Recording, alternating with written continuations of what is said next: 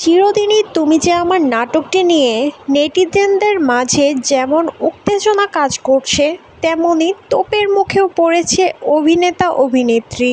কেউ বলছে ছি, নায়ক বুড়ো হয়ে গেছে, আবার কেউ বলছে ভালোবাসা কি বয়সের বাধা মানে।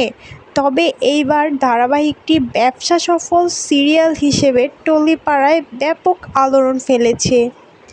এবার অপর্ণা আরজু স্যারের সাথে ঘুরতে গিয়েই হলো মহাবিপত্তি। অপর্ণার বাড়ির মালিক এসে অপর্ণাকে জেরা করলো, সে সারাদিন কার সাথে ছিল, কোথায় ছিল। অপর্ণা খুবই বুদ্ধিমতী একটা মেয়ে, এছাড়াও অপর্ণা সত্যবাদী মেয়ে, তাই সে বাড়িওয়ালার কাছে কিছুই লুকায় না, পুরো সত্যিটাই সে বলে আমি আরজুর সাথে ছিলাম সারাদিন। এতে বাড়িওয়ালা রেগে ছি ছি করে তাদের সবাইকেই বাড়ি থেকে বের করে দিতে যাচ্ছিল। ঠিক তখনই হিরোর আগমন।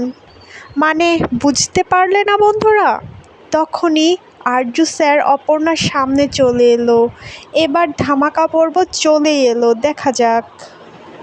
তোমাদের কাছেও কি নায়ককে বুড়ো মনে হয়? অবশ্যই আমাকে কমেন্টে জানাবে।